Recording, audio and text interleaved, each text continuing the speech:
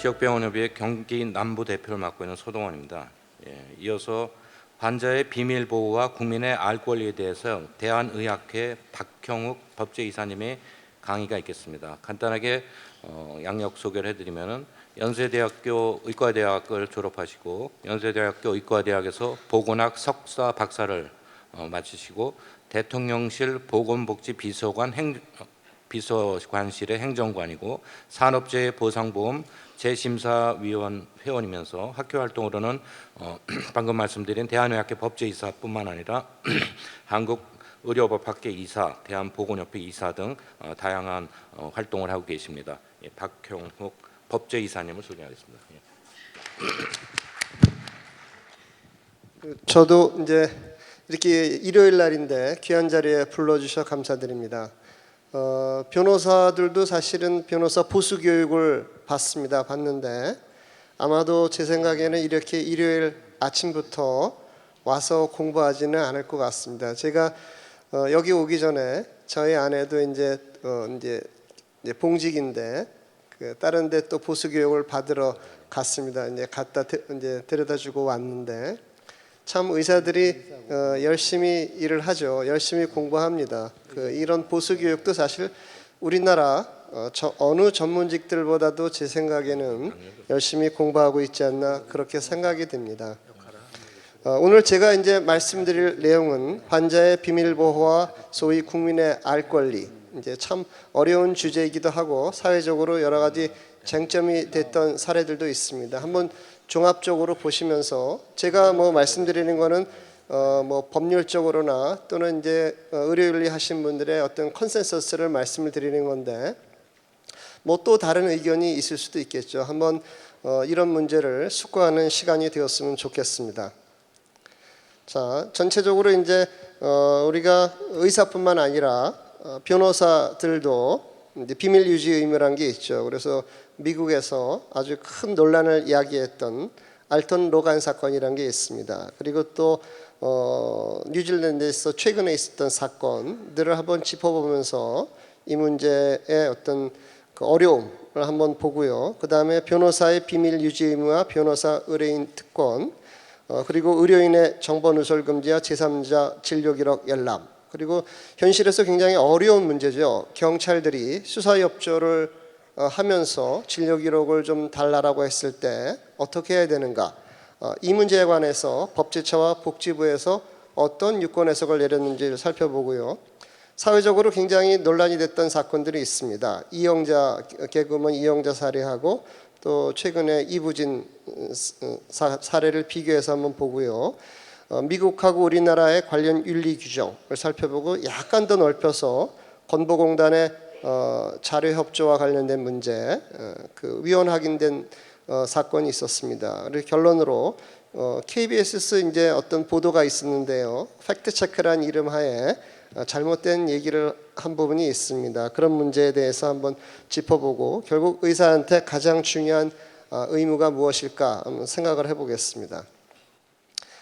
알턴 로간이란 이제 분의 사건인데요. 여기 2018년이 아니라 2008년입니다. CBS 뉴스인데요. 제목을 보니까 26년간 비밀을 유지해서 무고한 사람이 감옥에 갇혀 있었다, 이런 얘기입니다. 1, 2년도 아니고 26년이니까 거의 평생을 억울하게 감옥에 갇혀 있었던 겁니다. 변호사가 이제 진범을 알고 있었는데 진범에 대해서 입을 다물었다, 그 얘기입니다. 그 내용을 보니까요, 1982년에 시카고의 맥도날드 점퍼에 강도가 들어서 경비원이 이제 총살당하고 중상해를 입었는데 어떤 목격자가 알턴 로간이 총을 쐈다, 그래서 이제 범인으로 체포됐고 이제 체포돼서 이제 감옥에 가 있게 된 거죠. 그런데 다른 또 사건이 하나 있었는데 시카고 경찰 2명을 살해한 혐의로 앤드류 윌슨이라는 사람이 이제 체포가 됐습니다.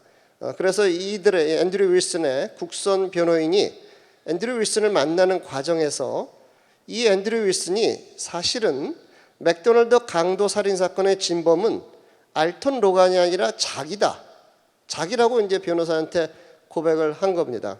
그리고 동시에 윌슨이 절대 비밀을 유지해달라. 자기가 죽기 전에는. 차라리 말을 하지 않았으면 좋을 텐데 변호사들도 이제 고민이 되겠죠. 진범이 누구란 거를 이제 들었는데 그 이제 억울한 사람이 이제 복역을 하고 있는데 그걸 얘기해야 되느냐 마느냐 이런 이제 고민이 생긴 겁니다. 그런데 이 두 변호사는 어떻게 했냐 하면 알리지 않고 자기가 이런 얘기를 들었다라고 얘기하는 문서를 작성하고 서명한 후에 비밀 금고에 넣어둔 겁니다. 다시 말하면 의뢰인의 비밀을 제3자에게 알리지 않은 겁니다.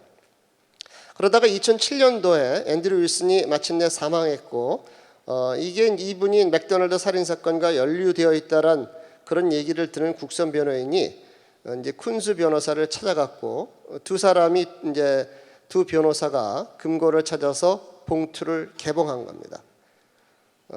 그래서 26년간 감옥에 가 있다가 이제 풀려나게 된 거죠. 참 놀라운 사건입니다. 놀라운 사건인데 그래서 이제 여러 언론 기자들이 취재를 했죠. 어떻게 그런 비밀을 간직하고 살아갈 수 있었습니까? 그랬더니 두 변호사가 법적으로 윤리적으로 아무것도 할 수 없다. 자기들은 앤드류 윌슨의 변호인이었기 때문에 그 변호인에게 불리한 사실을 말할 수가 없었다. 이제 그런 얘기입니다. 그리고 너무 괴로웠다. 그래서 이 사건이 이제 의뢰인에 대한 변호인의 비밀 유지 특권이 어디까지인가 이제 이런 논란을 이야기를 했습니다. 여기서 이제 약간 다른 질문을 던져보면요, 앤드류 윌슨이 만약에 자신이 죽은 뒤에도 비밀을 유지해달라라고 요구했으면 그걸 이제 들어야 되는가? 또 이제 다른 의문을 제기할 수가 있습니다. 최근에 이제 뉴질랜드에서 있었던 사건인데요. 여기 뭐 여러 가지 얘기가 있는데 션이라는 사람이 1960년대 때 말하자면 이제 그 킬러, 이제 범죄 단체의 킬러로 활동을 했습니다. 누구를 사람을 죽였는데 그게 이제 알려지지 않고 있었고 이 션이라는 사람은 2018년도에 암으로 이제 사망을 했습니다. 그런데 사망하기 전에 병원에 이제 입원해 있으면서 이 이제 션이 양심에 아마 가책을 받았던 것 같습니다. 그래서 의사한테 얘기를 한 겁니다. 의사한테 얘기를 해놓고 또 마찬가지로 비밀을 유지해달라. 이제 의사한테 또 이런 얘기를 한 겁니다. 차라리 말을 안 했으면 의사가 고민을 안 할 텐데. 그래서 이제 의사가 이제 고민 끝에 여기 보시면 urgent legal opinion, 자기들이 판단하기 어렵다. 그래서 법조인의 이제 어떤 자문을 구해봤습니다. 뭐라고 나왔을까요? 자문이. 이게 보면 참 재밌는데요. 자문 결과가 왔는데 with conflicting opinion, 아마도 좀 모호하게 얘기해 준 것 같습니다. 저도 변호사긴 하지만 변호사 사무실에 이제 자문을 구해 보면요, 그 의뢰인에게 유리한 쪽으로 이제 얘기를 하다가 좀 뭐라 그럴까, 저렇게 얘기해도 되는가 뭐 이런 생각이 들 때도 있습니다. 그래서 이 사건에서 아무튼 이 의뢰인들은 얘기를 안 하기로 이제 결정을 했죠. 여러 가지 좀 차이가 있습니다. 아까 그 맥도날드 사건, 안톨 로간 사건은 사실 무고한 사람이 감옥에 들어가 있던 상황이고요. 이거는 무고한 사람이 감옥에 들어가 있었던 건 아니죠. 이미 이제 사건은 종료됐는데 다만 이제 가족들이 그 시신을 알 수 없었던 그런 상황입니다. 상당히 이제 어려운 얘기들인데 냉정하게 평가하면 우리 현실에서는 이런 내용도 굉장히 사치스러운 그런 고민이 될 수도 있습니다. 자, KMA 의사윤리 지침의 제9조에는요, 의사는 환자의 동의나 법률적 근거 없이 제3자에게 환자의 진료에 관한 사항을 알게 하여서는 아니 된다라는 조항이 있습니다. 우리 의료법에 있는 걸 거의 비슷하게 딴 건데요. 그리고 또 제17조에 보면요, 17조 4항에 이런 얘기가 있습니다. 의사는 환자가 자신이나 다른 사람에게 심각한 위해를 가할 명백한 의도를 가지고 있고 그 계획이 구체적인 경우 위해를 방지하기 위하여 불가피하다고 판단되는 경우에는 환자의 비밀을 제3자에게 알릴 수 있다. 그래서 예외를 인정한 겁니다. 사실 원칙하고 예외가 있을 때 예외를 어떻게 해석하느냐는 굉장히 중요한데요. 여기 보시면은 내용이 중대한 공익이라는 그런 모호한 개념을 사용하고 있지 않습니다. 아주 명료하게 다른 사람을 해칠 명백한 의도, 구체적인 경우, 이럴 경우니까 상당히 범위가 제한이 돼 있죠. 만약에 여기에 이제 중대한 공익을 위하여 환자의 비밀을 제3자에게 알릴 수 있다라고 하면 상당히 현장에 있는 의료인들은 어려워지게 됩니다. 중대한 공익이란 게 뭘까 해석하기 상당히 어렵죠. 자, 우리 이제 의료인의 의무를 부과하는 게 형법에도 있고 의료법에도 있는데요. 형법 317조에 보면 업무상 비밀 누설죄라는 게 있습니다. 여기 보시면 의사, 한의사, 치과의사, 약제사, 약종상, 조산사, 변호사, 변리사, 공인회계사, 공증인 등 어떤 전문직들에게 비밀을 유지하라 이런 의무를 부과하고 있고요. 의료법 19조에는 약간 용어를 바뀌었죠. 예전에는 비밀이라는 용어를 썼는데요. 최근에 정보라는 이름으로 바뀌었습니다. 약간 더 범위가 넓힌 거고요. 또 중요한 거는 이 규범의 수범자가 옛날엔 의사였는데 의료인 당연하겠죠. 의사, 병원의 의사나 간호사, 치과 다 해당이 되고 의료인을 넘어서서 의료기관 종사자로 확대가 됐습니다. 최근에 그래서 원무과라든지 전산을 담당하는 사람도 알 수 있으니까요. 비밀을 유지하라 그런 얘기입니다. 그리고 의료법 21조에 보면요, 기록 열람에 대한 규정이 있는데요. 원칙적으로 당사자에게만 열람을 시킬 수 있고 제3자에게 열람을 시킬 수가 없는데 예외 조항이 있죠. 여러분 기억나실 겁니다. 배우자 직계존비석, 지정하는 대리인, 사망한 경우에 역시 배우자 직계존비석이 일정한 서류를 지참했을 때, 여기 국민건강보호법, 의료급여법. 자, 문제가 제6호입니다. 106조, 형사소송법 106조, 215조, 218조에 따른 경우, 그리고 민사소송법 제347조에 따라 문서 제출을 명한 경우. 도대체 이건 이제 뭘까? 이게 이제 논란이 되는 겁니다. 결론적으로 말씀드린다면 사실은 제가 학교에서 강의를 할 때도 이제 그렇게 얘기를 하는데요, 학생들한테. 만약에 이제 개원을 하고 있는데 전화가 왔습니다. 그래 지방검찰청 검사가 관내에 살인 사건이 발생했다. 협조 요청을 하는 겁니다. 왠지 검사가 요청하면 들어줘야 될 것 같은 그런 생각이 들 수도 있죠. 그럴 때 뭐라고 응대해야 되느냐? 예, 적극 협조하겠습니다. 영장을 가져와주시면 적극 협조하겠습니다. 이렇게 얘기하라고 합니다. 문서 제출 명령도 마찬가지입니다. 문서 이제 판사가 전화가 왔는데 관내 살인 사건 때문에 필요하다. 그러면은 예, 적극 협조해야죠. 문서 제출 명령을 서면으로 주시면 적극 협조하겠습니다. 이렇게 이제 얘기를 하라고 합니다. 그게 사실 정답이죠. 자, 또 여러 가지 예외가 있습니다. 예외가 있는데 이 예외를 길게 나열한 이유는 여기 보시면은 중대한 공익상의 이유로 진료기록 열람의 예외를 인정하는 그런 조항은 없습니다. 아주 구체적으로 특정 법령에 따라서만 제3자에게 열람을 허용하도록 우리 의료법의 입법 태도는 그렇습니다. 자, 이제 아까 얘기했던 형사소송법 106조, 215조, 218조인데요. 106조는 법원, 결국 판사가 결정하는 겁니다. 우리나라 사법제도는 압수수색 영장을 이제 판사가 발부하도록 되어 있죠. 218조를 보면요, 영장에 의하지 아니한 압수 이런 내용이 있습니다. 그래서 검사 등은 피의자, 기타인의 유리한 물건이나 소유자, 소지자 또는 보관자가 임의로 제출한 물건을 영장 없이 압수할 수 있다 이런 내용입니다. 최근에 조국 법무부 장관 집에서 나온 하드 디스크를 이제 PB가 갖고 있다가 제출한 게 있죠. 그게 여기에 해당이 되는 겁니다. 임의로 제출한 물건을 영장 없이 압수한 경우에 해당이 되는 겁니다. 그런데 진료 기록도 여기에 적용을 받을 수 있는가? 그게 문제가 됩니다. 자, 개인정보보호법에는요, 개인정보 처리자는 다음 어느 하나에 해당한 경우에는 정보 주체 또는 제3자의 이익을 부당하게 침해할 우려가 있을 때를 제외하고는 제3자에게 제공할 수 없다라는 규정이 있습니다. 우리나라 이제 개인정보에 관한 일반법이 개인정보보호법인데 보시면 별도의 동의를 받거나 다른 법률에 특별한 규정이 있는 거고 3호에 보시면 제3자의 급박한 생명, 신체, 재산의 이익을 필요하다고 인정되는 경우 아까 그래서 의료윤리 지침에 비슷한 조항이 있는 겁니다.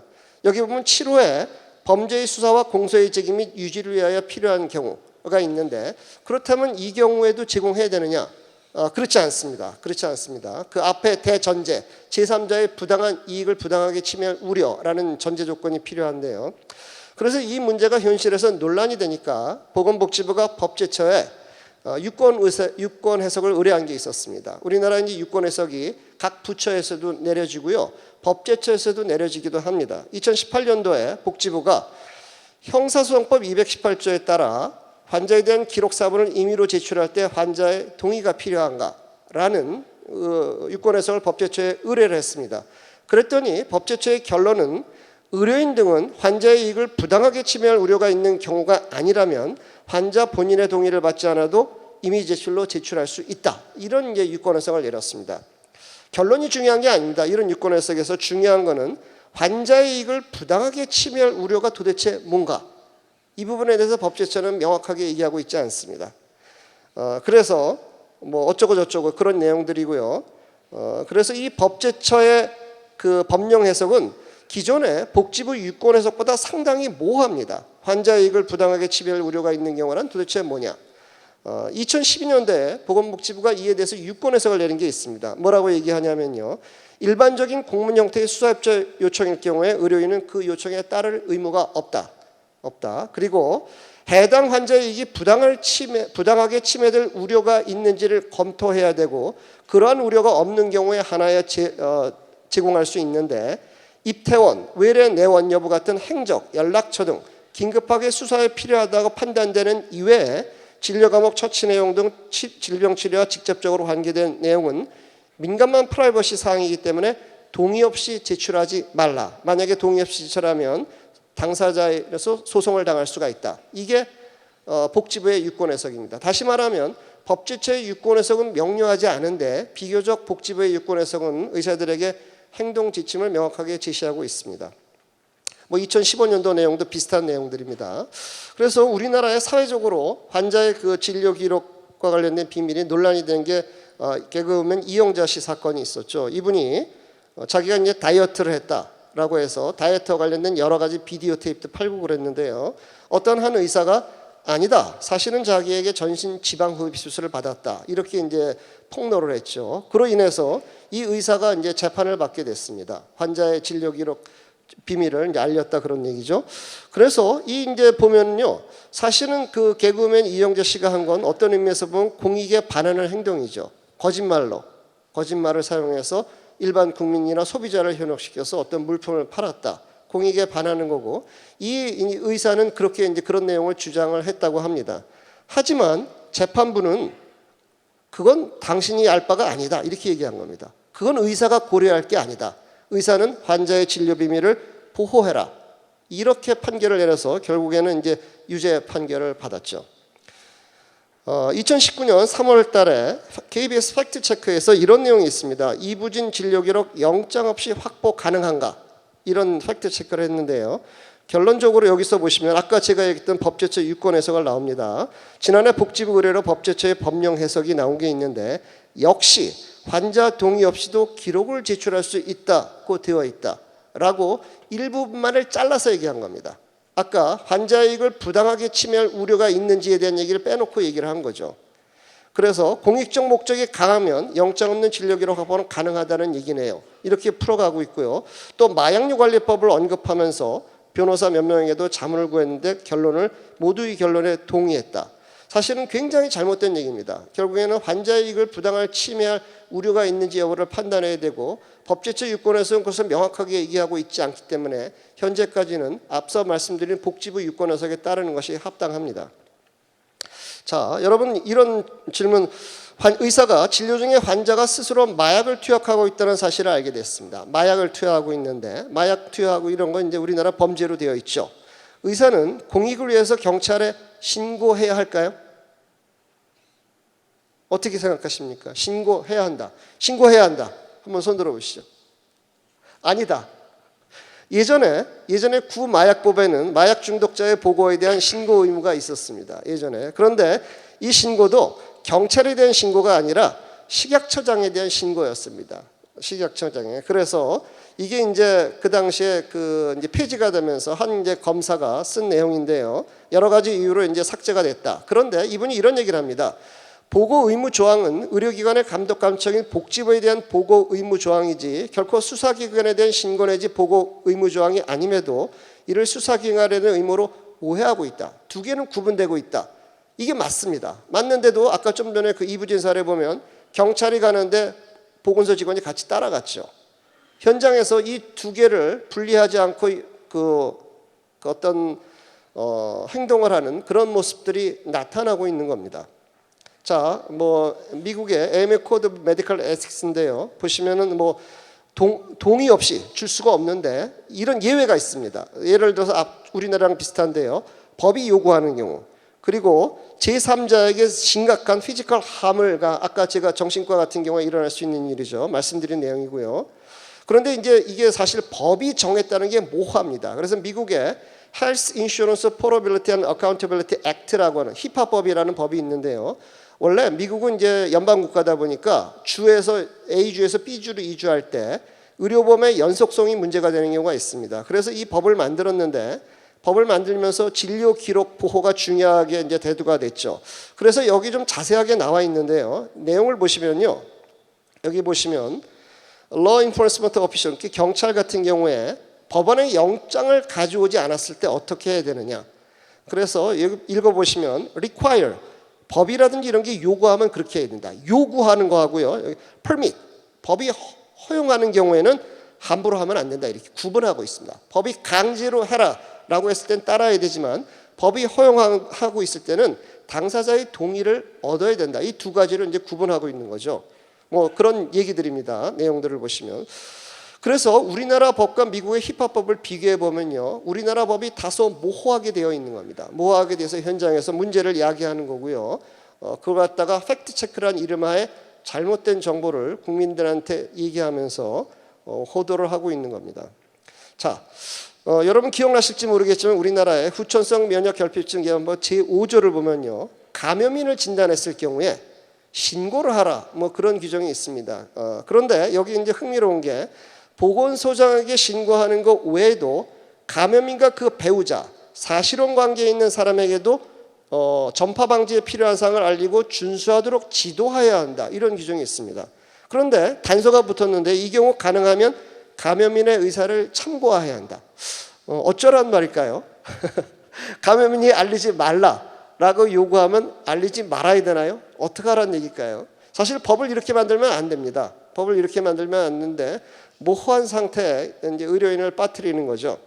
다만 이 법을 자세히 보면요, 보건소장에게 신고하지 않았을 때는 제재 규정, 처벌 규정이 있지만 배우자에게 알리지 않았을 때는 제재 규정이 없습니다. 제재 규정이 없기 때문에 사실은 윤리적인 의무를 법에 넣어놓으면서 모호하게 넣어놓고 의료인들을 혼란스럽게 만드는 조항인 겁니다. 자, 좀 넓게 보시면요, 건보공단에서 사실은 의료기관의 진료기록뿐 아니라 우리 의사가 청구를 한 자료들이 심평원화 공단에 이제 가 있죠. 거기에 보면은 그거와 관련돼서 이제 그 업무방해죄를 이제 저지른, 말하자면 이제 피고인에 대한 수사를 위해서 경찰이 이제 요청을 했던 겁니다. 그래서 건보공단이 이걸 이제 제출했는데 그에 대해서 헌법 소원에서 이건 청구인들의 개인 자기결정권을 침해했다. 그래서 함부로 내줘서는 안 된다. 이런 취지의 결정이 있었습니다. 자, 이제 형사소송법 149조에 보면요, 아까 그 업무상 비밀과 증언 거부에 관한 조항이 있는데요. 이런 변호사라든지 의사 이런 분들은 타인의 비밀에 관한 증언, 법정에 불려 나왔습니다. 법정에 불려 나왔는데 증언을 거부할 수 있다라는 조항까지 있습니다. 다만 본인의 승낙이 있거나 중대한 공익성 필요가 있는 때는 예외로 한다는 단서가 있는데, 이 역시 중대한 공익은 무엇일까? 이제 문제가 될 수가 있는 겁니다. 자, 여러분부터 아시겠지만 박근혜 전 대통령 그 탄핵 시절에 그 당시에 뭐 태반 주사를 맞았다, 백옥 주사를 맞았다, 감초 주사를 맞았다, 이런 이제 많은 얘기들이 나왔죠. 이제 한번 그런 질문을 던져봐야 됩니다. 그 태반 주사, 백옥 주사를 맞은 게 중대한 공익상해하고 어떤 관련이 있을까? 뭐 찬반양론이 있을 수 있습니다.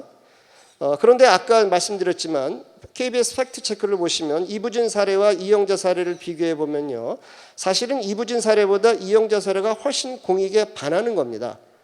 거짓말로 대중을 현혹해가지고 물건을 판다라고 하는 것은 사실은 공익에 반하는 거죠. 그럼에도 불구하고 법원의 판사는 의사는 그걸 고려해서는 안 된다. 자기가 진료한 환자의 비밀을 보호해라 라고 요구를 하는 겁니다. 저도 의료윤리적인 입장에서도 그게 맞다라고 생각을 합니다. 그런데 약간 그 팩트체크 같은 경우에 상당히 심각한 문제죠. 그래도 공영방송인데 거기에 잘못된 정보 일부를 잘라내서 오히려 그것에 대해서 항의하는 의사 단체를 희화화하는 그런 이제 방송을 내고 있고요. 이 문제에 대해서 환자 단체에서도 아무런 문제 제기가 없고 복지부에서도 아무런 문제 제기가 없고 그렇다는 것은 사실 좀 심각한 상황이라고 볼 수가 있습니다. 아까 마약류 관리에 대한 얘기를 했는데요. 사실은 이제 우리가 법적으로 행정 처분하고 법원의 판결을 내는 수사의 판결하고는 완전히 다른 겁니다. 이 두 개는 달리 취급하고 아까 제가 소개한 어떤 검사의 글에서도 두 개는 구분되는 거다라고 얘기를 하고 있죠.